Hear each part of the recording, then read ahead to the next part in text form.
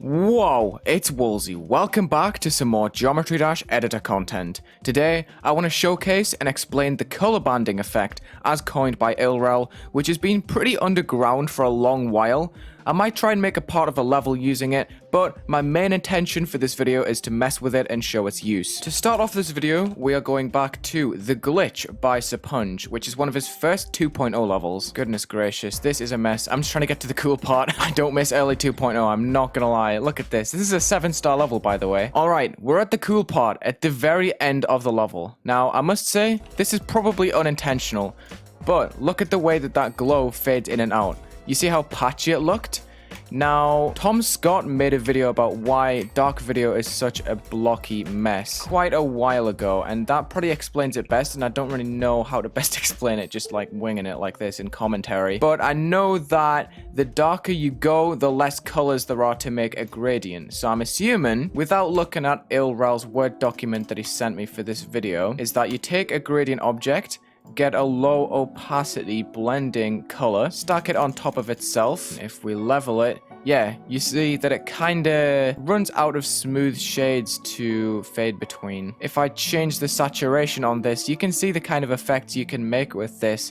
There's a lot of experimenting to be done because you can create some very interesting looking clouds with it, or any object with a gradient for that matter. Pretty sure this whole tab is made up of these objects. So we're transitioning to a Word document right now, color banding in Geometry Dash, and effect breakdown by Ilrell. You'll have seen this from Lumpy's level False Horizon. First intentional usage could be traced back to Serponge at The Glitch. Okay, so I was wrong. It was probably intentional. Okay, I'll give him that. So Ilrell says, basically all you do is stack dozens of any object with a gradient and its texture all in the same place. You put it on low opacity and you get a sharpened gradient. That's a much nicer way to put it. It takes an opacity gradient and ups the contrast the more you add layers to it. It's not a Geometry Dash thing, it's because of how the computer screen works. It's so funny that we actually referenced the same video.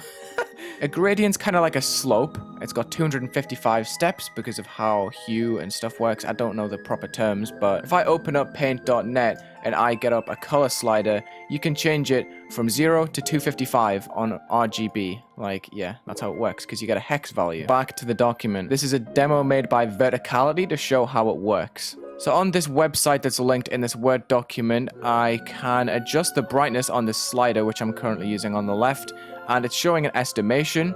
The low opacity dotted line represents what the unrounded brightness at the distance from the center should be, and the filled line approximates the actual brightness. So you can see that this is extending at the top, and as I'm extending the brightness on this little slider, there are less and less of these black lines. So if I put that all the way back down, you see how many there are? Then, because of how blending treats color channel like light, the more glow objects that you add, the greater the brightness is going to be. Rob's texturing of the gradient objects make the edges of each shade look fuzzy.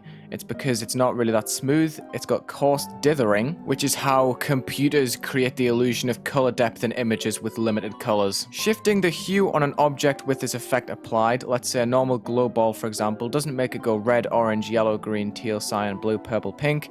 It goes like red, and then when you want to shift it to orange, it splits in a way into two different hues. New yellow subbands will appear and scale outwards inside each band of red until it fills up completely with yellow once you actually reach yellow.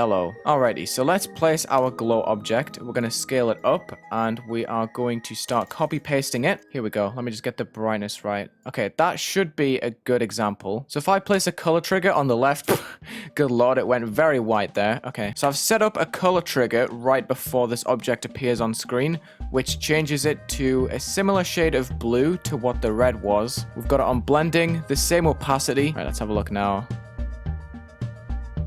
That is so interesting. There's still like tints of red in there as it's changing. It definitely goes into two different hues, yeah. Sub-band, interesting. If you want to do it with saturation, the lower you go, the more white circles will scale outwards. Meaning if you desaturate, let's say orange or purple, you're gonna get two different hues and extra bands of white. Okay, I'm gonna try that. We'll put this on a color channel and we'll put it like here. Let's line these up side by side and watch it change again. Dude. I love the way that looks actually on the left. It's like red mixed with gray, mixed with red, mixed with gray. So Ilrell's included a few uses. You can see in False Horizon in that screenshot in there, you see it's like an ominous light. Static products such as the clouds from the UFO part. So the clouds is a biggie because you can't really decorate around the edges very well since they're all curved. So having multiple hues and brightnesses inside the clouds is actually kind of a big deal. Dude, look at that. That looks so cool. All right, brief intermission from all of that intense editor stuff. I want to check out False Horizon by Lumpy since Ilrell mentioned it as a level successfully using this effect. This level has very minimalist atmosphere, but it's just done so perfectly with the music sync. The gradual change of that gradient right there, I think it's so cool. Also, just a warning, darkness is not picked up well in recordings. I just think this is so masterfully executed because the color triggers that change the opacity of the color in the background for those circular glow pieces is just so perfectly timed. This level is so cool, man. The whole thing is just like a lack of trust. Things are appearing before you. There's invisible blocks that aren't actually real because they get toggled off as they go. You see that spike wasn't real. It's very confusing, but you can see that he's layered some of these circles in the background as well, so they cross over each other. That glow is neat. Dude, this level is actually a classic though. Very clever gameplay as well. You've got to time your jumps to land on certain parts of the blocks. You see, if I land on that block, I die. I have to land on the other side, like that. That's so amazing. Props to you, Lumpy. That is flawless. You can amplify this phenomenon by applying a blur, which you can make by copying an object and pasting it more and more offset in one direction each time, then taking that whole thing and doing the exact same thing the same amount of times. But in the other accent, why is the text spaced out like that? I did 5 horizontal and 5 vertical. You can go finer, but pixelated up close. Okay, I'm gonna select all of that and then create the blur that he's talking about. I have to lower the opacity a bit more. Oh my god. I love that it's red and then it goes so orange on the inside. I might try and use that for a partner level maybe right now. Okay, so color channel 1 is that shade of orange at 25%. Okay, we can copy that, change it to black blending, keep the opacity and everything. Then I'm going to set up a pulse trigger with a short fade in, a long fade out to that exact color on color channel 1. You see how that works when I press play. You can see it gradually disintegrating into nothing. For this one, I'm going to try and desaturate it a bit.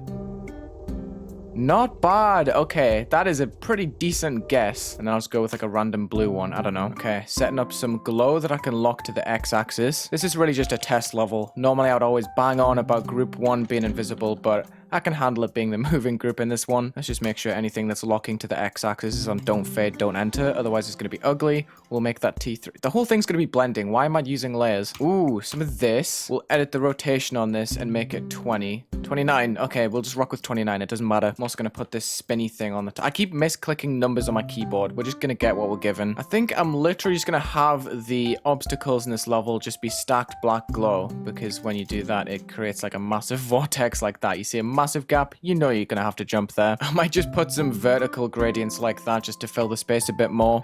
I'm so stupid. We could literally just do it on a saw. Okay, we'll give the saws a bit of spice. We'll just change the hue by like plus 90 or something. I'm not intending for this to be good. I just want to see it on a bunch of different objects at once. Also, the reason that all of these objects are just like white at the moment is because I'm just trying to set them out. I suck at creating with a black background. The finishing touch I'm gonna add is by adding the hidden block transition trigger. I forget what I normally search to find this. I think it's just secret trigger or something like that. You can copy the level and then add this to your custom object just like that. But what it's going to do is send every single object in a random direction off the screen. So it's going to look awesome when they're transitioning on and off. Okay, let's go. Let's set all of these objects to color channel 1. Then we need to copy paste 20 times. Okay, let me just put this on a different editor layer. 2, 3, 4, 5, 6, 7, 8, 9, 10, 11, 12, 13, 14, 15, 16, 17, 18, 19, 20. Okay, then all together, goddamn, 3,000 objects. Copy paste that 3 more times. And we're going to put it on another editor layer just in case. You know, I'm promoting safe creating. There we go. We've done the 4-step thing and it's looking mad in the editor. Let's have a look in normal mode.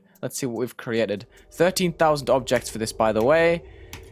You can see that it creates some pretty insane visuals. I mean, I haven't pushed this very far at all, but you can see when the gradients overlap right there from vertical to horizontal, how blocky it is. Let me show you an example. Normally when they cross over, it's smooth right there. I mean, you can still see that there is a clear right angle, but it's a lot more smooth than what we're getting here. What a crazy effect. This has a lot of uses, I'm pretty sure. I mean, I haven't really done it justice in this video, but it really does have a lot of potential. Probably going to use this in a building challenge somewhere along the line. I don't know. I'm also going to be checking out Key by Ilrell right now to see the uses that he had. To collab with Swirl, which is actually super interesting. If you were around in 2.0, you would have known who Swirl was. This looks amazing, man. That's nuts. I mean, this isn't what this video is about, but I just gotta appreciate this effect work.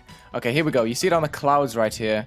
Dude, let me take the actual route, then you'll be able to see. I love that it's used with the gray backgrounds, that I can use like multiple different colors at the same time and show off all of those different hues that you can make with them without it being too clustered. This is so smooth. Yeah, you see it on the blocks here as well. Damn. This one's also really cool. I kind of paved the way for it with Come Back to Earth, but this one is incorporated much more smoothly since there's like two different designs. Very cool level. I love that a lot. I think I put that in one of my top levels of the month back when I was doing those at the beginning of this year. You smashed it. But that was that. Thank you for watching this Geometry Dash editor content. I don't really know how to categorize this video. I'm kind of just showing off an effect. Explanation? I don't know. It was powered by Ilrell. Seriously, that Word document helped so much. Credit to Serponge, credit to Verticallity, credit to Ilrell. Thank you so much for watching this video. Check the links in the description, leave a like and subscribe, and have a good day.